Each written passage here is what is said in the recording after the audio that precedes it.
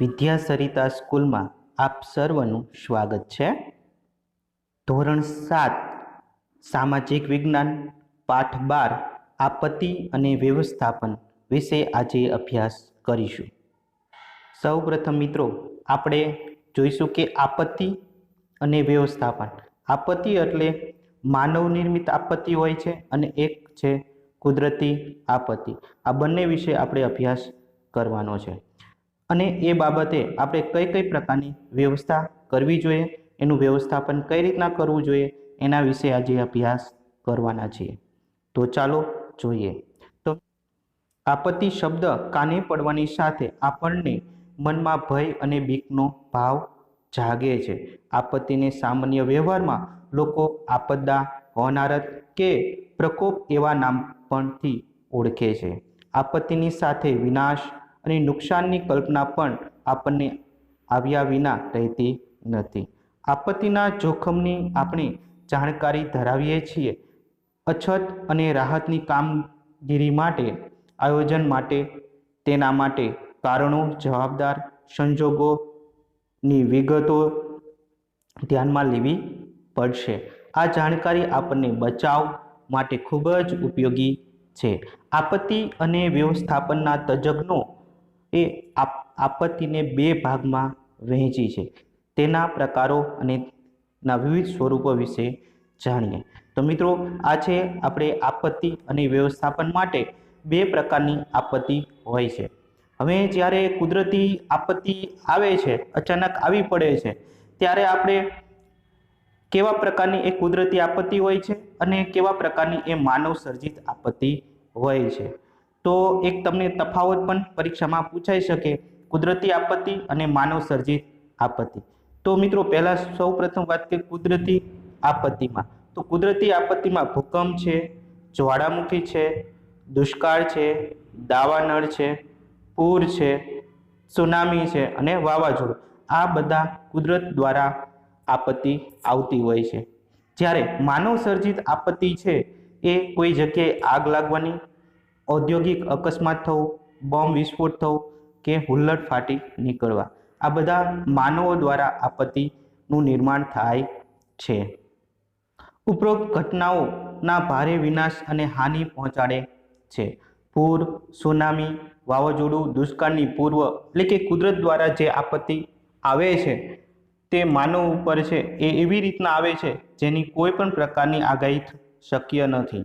એના બચાવ માટે સમય પણ ઓછો મળે છે અને જાનહાનિ એને નિવારી શકાય છે।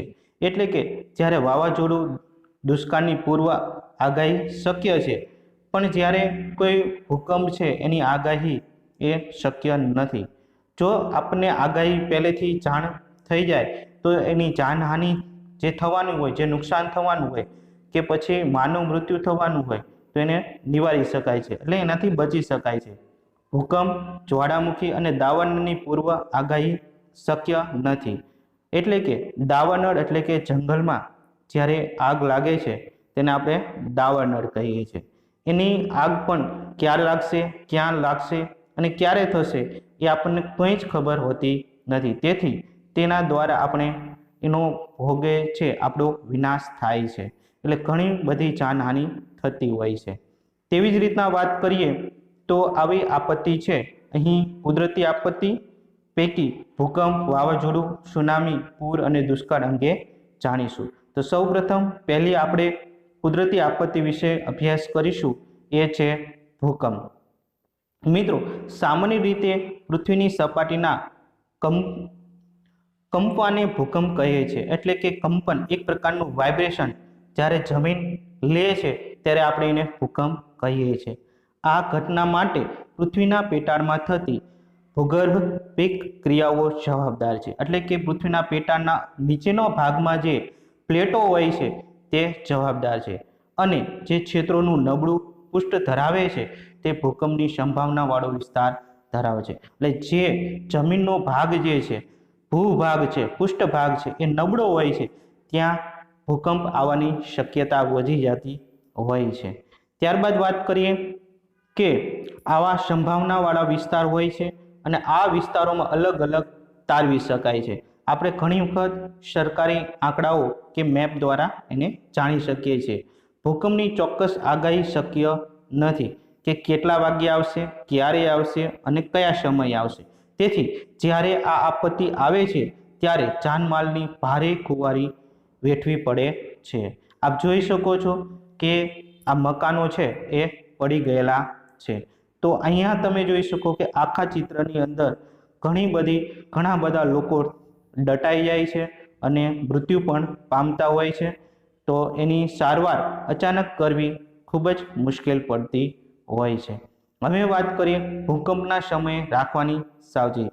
જો આવું થાય ત્યારે શું કરવું જોઈએ અને શું ન કરવું જોઈએ। તો આપણે બે વસ્તુ સમજવાની, શું કરવું અને શું ન કરવું।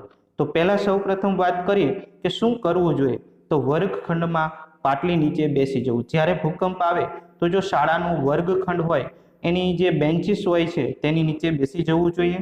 વીજળીના થાંભલા અને તારથી દૂર રહેવું જોઈએ। સાચા સમાચારો એ રેડિયો કે ટીવી દ્વારા જાણવા જોઈએ। એટલે કે જ્યારે સમાચારો આવતા હોય છે ત્યારે કોઈ અફવામાં આવી ન જવું જોઈએ અને જે રેડિયો કે ટીવી દ્વારા જે સમાચાર આવે એને અનુકરણ કરવું જોઈએ, એનું પાલન કરવું જોઈએ।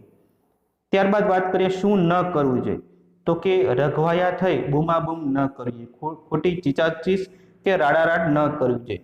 ઊંચા મકાનમાંથી નીચે ઉતરવા લિફ્ટ ન વાપરો, એટલે લિફ્ટનો ઉપયોગ ક્યારેય કરવો નહીં। ભૂકંપ સમયે લિફ્ટ વપરાતી નથી।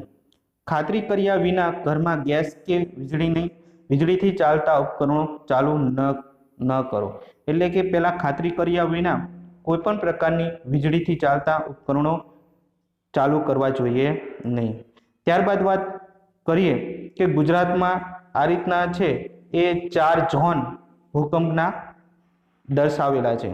તેમાં આપણે જોઈ શકો કે અહીંયા ઓરેન્જ ઝોન જે છે એ વધુ છે, એને ભૂકંપ પ્રભાવિત વિસ્તાર છે। ત્યારબાદ અહીંયા ગ્રીન ઝોન છે, બરાબર, અહીંયા યલો ઝોન છે અને ત્યારબાદ અહીંયા થોડોક ભાગ છે એ પિંક ઝોન છે। તો અહીંયા અલગ અલગ પ્રકારના 4 વિભાગ પાડવામાં આવ્યા છે પ્લેટોના હિસાબ। ત્યારબાદ વાત કરીએ ભૂકંપ ત્વારી, તો કયા કયા સમયે છે એ ભૂકંપ ગુજરાતમાં આવ્યો હતો। તો 16 જૂન 1819માં કચ્છમાં 8.2 તીવ્રતા સ્કેલનો રિક્ટર સ્કેલનો ભૂકંપ આવ્યો હતો। તો તમને ખબર હશે કે ભૂકંપ છે એને માપી શકાય છે રિક્ટર સ્કેલ દ્વારા। આ જે માપક યંત્ર છે રિક્ટર સ્કેલ દ્વારા તેને માપી શકાય છે। ત્યારબાદ બીજી વાત કરીએ તો 12 જુલાઈ 1915માં અંજારમાં ભૂકંપ આવ્યો હતો। કચ્છ જિલ્લાના અંજારમાં 6.1 નો ભૂકંપ આવ્યો હતો। અને ત્રીજો છે 26મી જાન્યુઆરી 2001માં જે કચ્છમાં ભૂકંપ આવ્યો હતો, જે 7.6 અથવા તો 7.7 તીવ્રતાનો સ્કેલનો ભૂકંપ હતો, જે ઘણી બધી જાનમાલની હાનિ કરી હતી। તો મિત્રો આ હતા ભૂકંપ વિશે। તો ભૂકંપ વિશે શું કરવું જોઈએ, શું ન કરવું જોઈએ, કઈ કઈ સાવચેતી રાખવી પડે એ આપણે સમજવું પડશે અને આપણા આજુબાજુ મિત્રોને પણ સમજાવવા પડશે।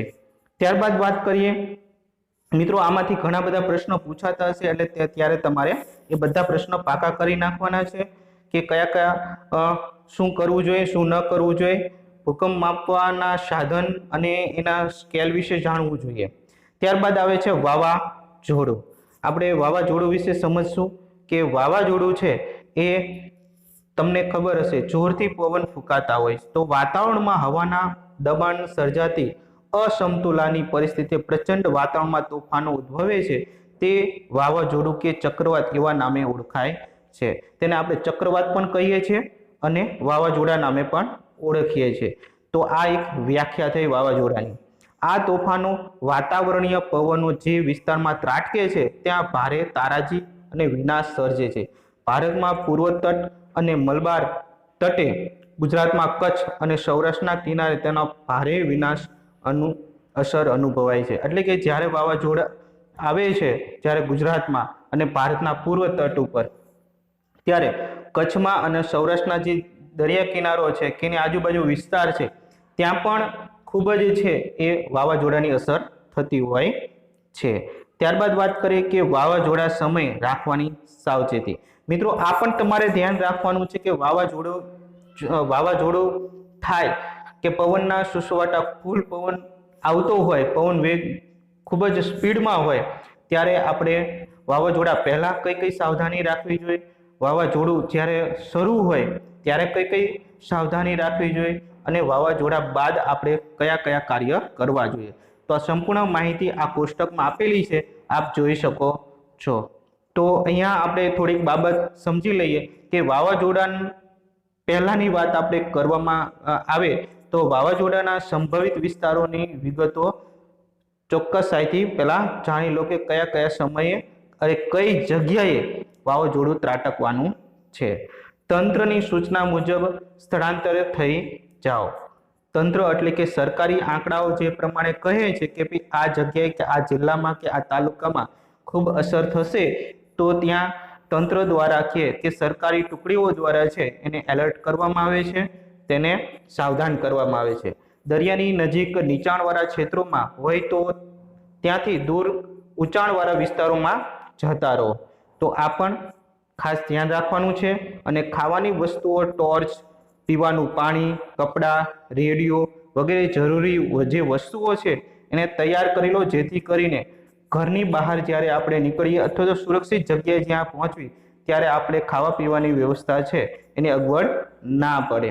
ત્યારબાદ વાત કરીએ કે વીજળી અને ગેસનું જોડાણ છે એ સદંતર બંધ કરી દેવાના છે, જેથી કરીને સ્પાર્ક કે પછી વીજળીના કારણે જે સ્પાર્ક થાય અને આગ લાગે કે એવું કંઈ બને નહીં. ત્યારબાદ વાત કરીએ કે ચોક્કસ જાણકારી માટે રેડિયો સાંભળો. તો આ હતી વાવાઝોડા પહેલાની પૂર્વ તૈયારી. હવે જ્યારે વાવાઝોડું આવે છે ત્યારે કઈ કઈ બાબતો આપણે છે એ ધ્યાનમાં રાખવી પડશે. તો એના વિશે ચર્ચા કરીએ કે જ્યારે વાવાઝોડું આવે છે ત્યારે આપણે ચેતવણી મળતા જ બધી જ બારી બારણા આપણે બંધ કરી દો, કારણ કે પવન છે એ પૂરજોશમાં ફૂંકાઈ શકે છે. જો તમે શાળામાં હો તો વર્ગખંડની બહાર નીકળી જાઓ, એટલે કે ખુલ્લા મેદાનમાં છે ત્યાંથી તમે બહાર જતા રહો. અને જો તમે વાહનમાં હો તો વીજળીના થાંભલા કે ઝાડ કે દરિયાથી તમે ઊભું રાખી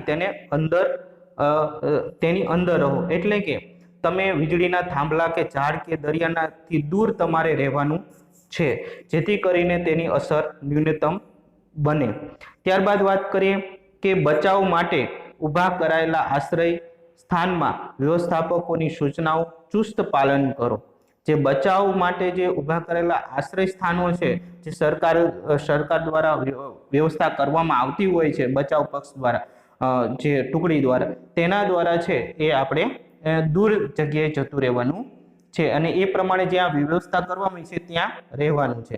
ત્યારબાદ પ્રાણીઓને ખીલેથી છોડી મૂકો, તે છૂટા હશે તો તે પોતાનો બચાવ કરી શકે, એ પોતાની રીતે વ્યવસ્થા અલગ અલગ કરી શકશે. એટલે કે વૃક્ષ સાથે કે પછી ઘરના વાડામાં કે ગમે ત્યાં જે પ્રાણીઓ બાંધેલા હોય કે પાલતુ પ્રાણીઓ, તેને છોડી મૂકવા જોઈએ આ સમયે, વાવાઝોડા સમયે. ત્યારબાદ વાત કરીએ કે જાહેરાતના બોર્ડ કે વૃક્ષો નીચે આશ્રય ના લેવો જોઈએ, જેથી કરીને અકસ્માત બની શકે. એટલે મિત્રો અહીંયા ખાસ ધ્યાન રાખવાની છે કે ક્યારેય પણ આપણે જાહેરાતના બોર્ડ હોય, મોટા મોટા હોર્ડિંગ્સ હોય કે મોટા વૃક્ષો હોય તેની નીચે આશ્રય ન લેવો જોઈએ, કારણ કે તે વાવાઝોડાના કારણે પડવાની શક્યતા છે, જે આપણી ઉપર આવે તો આપત્તિ થઈ શકે છે, એટલા માટે તેની બચવું જોઈએ. ત્યારબાદ હવે વાવાઝોડા જે છે એ પતી ગયા બાદ, એટલે કે વાવાઝોડું જ્યારે શાંત થઈ જાય ત્યારબાદ આપણે કઈ કઈ ક્રિયાઓ કરવી જોઈએ એ બાબતમાં આ બધું મિત્રો પરીક્ષામાં પૂછાશે, એ ખાસ ધ્યાનમાં રાખવાનું છે. તો કે હવામાન સાફ થઈ જાય, પવન બંધ હોય તો પણ બહાર ન જશો. અચાનક પવન અને વરસાદ આવી શકે, એટલે કે ઘણીવાર તમને ખબર હશે વાવાઝોડાની સાથે સુસવટા ભેર છે એ પવન અને સાથે સાથે વાસટ એટલે કે ઝાપટા પણ વરસાદના આવતા હોય છે. તો આ પણ શરૂ હોય છે, એટલે કે હવામાન સાફ ન થઈ જાય ત્યાં સુધી છે એ ઘરની બહાર નીકળવું જોઈએ નહીં. ત્યારબાદ વાત કરીએ કે લટકતા કે ખુલ્લા વાયરોથી દૂર રહો. ઘણી વખતે કે થાંભલા કે વૃક્ષો જે છે એ પડી ગયા હોય અથવા લટકતા હોય તો ત્યાં આપણે ઊભું રહેવું જોઈએ નહીં, જેથી આપણે અકસ્માતનો ભોગ ન બનીએ. કુતૂહલ વશ એકત્ર થઈ રાહત અને બચાવ કાર્યમાં અવરોધ ના કરો, એટલે કે ઘણી વખત ટોળે ટોળા ભેગા થતા હોય છે, જે રાહત દળ હોય છે, સરકારી ટુકડી હોય છે કે ફાયર બ્રિગેડ હોય છે કે કોઈ પણ ટુકડી હોય છે, NDRF ની ટીમ હોય છે, તો એને તમે મદદ કરો, એના અવરોધમાં ન આવો. ત્યારબાદ વાત કરીએ તંત્ર દ્વારા સૂચના મળ્યા બાદ જ પરત ઘરે જવું. જો તમે બહાર હોય તો તંત્ર દ્વારા જે તમને સૂચના આપે, સરકારી જાહેરાત કરે કે હવે તમે તમારા ઘરે જઈ શકો, ત્યારબાદ જ છે એ પોતાના મૂળ સ્થાને જવું જોઈએ. રાહત અને બચાવની કામગીરીમાં મદદરૂપ બનવું જોઈએ અને મદદ માંગવા સિવાયના ફોન ન કરવા. બિનજરૂરી ફોન કરવાથી નેટવર્ક ઠપ થતા રાહત અને બચાવ કાર્યમાં વિક્ષેપ પડી શકે. તો આ પણ મૂળ કારણ છે કે વારંવાર અચાનક ખોટા ફોન ન કરવા જોઈએ, જેથી કરીને આપણે તેમને મદદરૂપ થઈ શકે એમને. તો આવી રીતના છે અલગ અલગ આપણે વસ્તુ જોઈ કે વાવાઝોડા પહેલા આપણે કઈ કઈ બાબતો ધ્યાનમાં રાખવી, તો એનો પ્રશ્ન તમને પૂછાઈ શકે છે. વાવાઝોડા બાદ શું કરવું જોઈએ એના તમે પ્રશ્ન પૂછે, અને વાવાઝોડા દરમિયાન છે એ આપણે કઈ કઈ સાવધાની કે સાવચેતી રાખવી જોઈએ, આ તમામ બાબતો આપણને પૂછાઈ શકે છે. હવે આવે ત્રીજું બાબત છે સુનામી.